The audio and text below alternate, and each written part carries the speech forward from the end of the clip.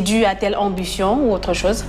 Vous ne craignez pas ça? Vous savez, vous ne pouvez pas empêcher les gens de penser. Ouais. On est quand même en démocratie, il faut respecter les points de vue des gens. Mais je crois qu'Aïssatou, ce n'est pas une première qu'un journaliste ou quelqu'un du monde de la communication de manière générale s'engage en politique. On a des exemples à foison déjà au Sénégal. On a d'autres exemples dans notre sous-région. On a vu des premiers ministres au Burkina Faso ou au Mali. Et des journalistes, tenez-vous bien, pour les nommer. Luc Adolphe Thiaw au Burkina Faso, qui a été Premier ministre, a été formé au CESTI, Centre d'études des sciences et techniques de l'information, ici à Dakar. Feu Boubaye Maïga du Mali, qui a été Premier ministre, a été formé au CESTI également à Dakar. Mais si nous considérons dans le monde de manière générale, et si on élargit un peu le champ, en ne se limitant pas seulement aux journalistes, mais à tous les acteurs et actrices de la communication, Donald Trump a été président quand même de la première puissance mondiale. Ronald Reagan, issu du cinéma, Donald Trump aussi comment dirais-je, du monde de la communication. Vous prenez toujours dans ce monde-là, Volodymyr Zelensky en Ukraine, qui est, on peut le dire, à toute raison, toute proportion gardée, issu aussi de ce monde de la communication et du spectacle. Donc, les exemples sont nombreux. Il ne faut pas faire du cas de Mahmoud Ibra Kane un cas exceptionnel. Non, je crois que c'est quelque chose qui peut se comprendre. Maintenant, les Sénégalais sont libres d'apprécier le discours que je tiens, tout comme les actions que je pose. J'aimerais seulement qu'on me juge sur pièce. Alors, vous avez fait plus de 2 décennies de journalisme. Vous êtes un fin analyste de la politique sénégalaise. Mahmoud Ibra Kane, que répondriez-vous aujourd'hui aux Sénégalais qui disent que le Sénégal est malade de sa classe politique? Je dirais que le Sénégal est en situation.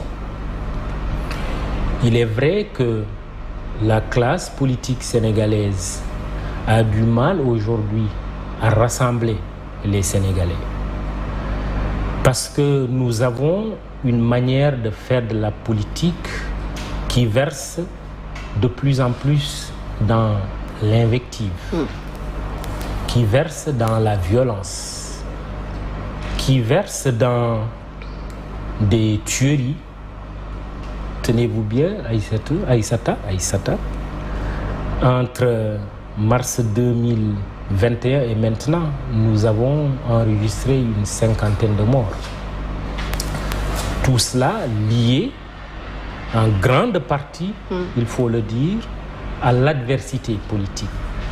Je crois que c'est vrai, les partis politiques au Sénégal sont en crise.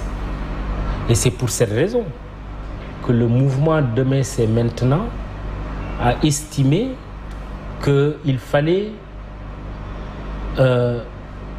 dire à ces hommes et à ces femmes politiques que nous avons intérêt à mettre fin à ces comportements radicaux, extrémistes, qui entraînent des situations de crise, des situations de violence.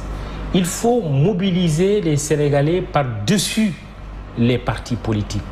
J'ai souvent tendance à dire, mais on a beaucoup de coalitions politiques, mais il y a une coalition qui manque. C'est la coalition citoyenne. Je crois que, au-delà d'être socialiste, libéral, communiste, je me demande d'ailleurs si ces idéologies aujourd'hui ont une prise sur les réalités. Le dénominateur commun, c'est l'amour du Sénégal. C'est notre patriotisme. Mais un patriotisme lucide, un patriotisme non violent.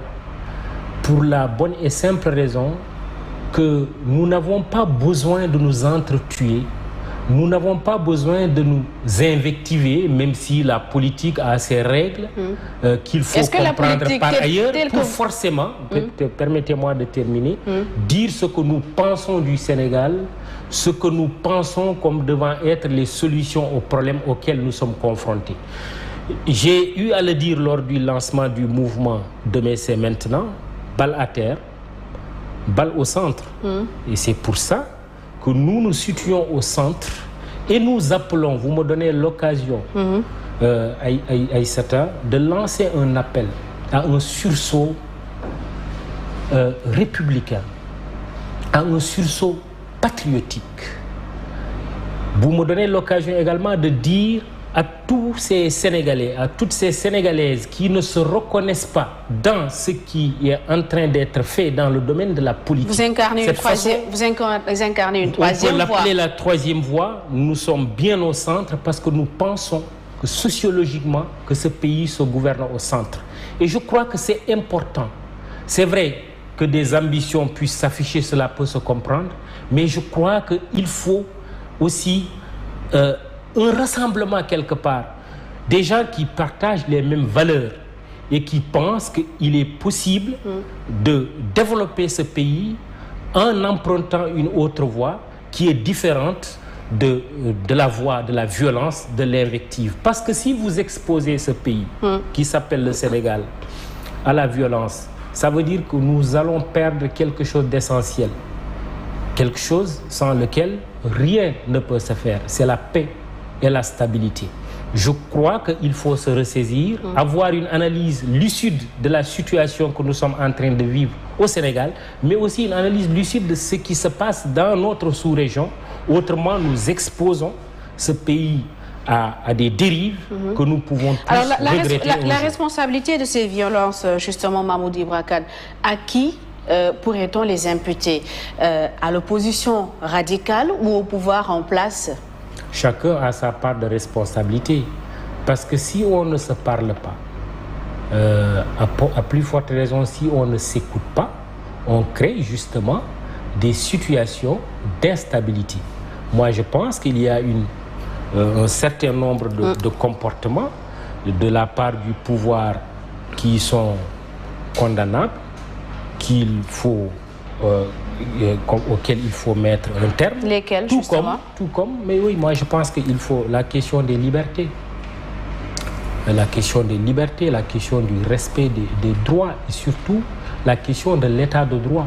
Je pense que la démocratie a ses exigences, l'exigence de tolérance, l'exigence de la différence. Je ne suis pas d'accord avec vous, mais je vous permets de dire quand même ce que vous pensez. Et je pense que le pouvoir gagnerait aujourd'hui quand même à respecter davantage les libertés et les droits des Sénégalais. Parallèlement,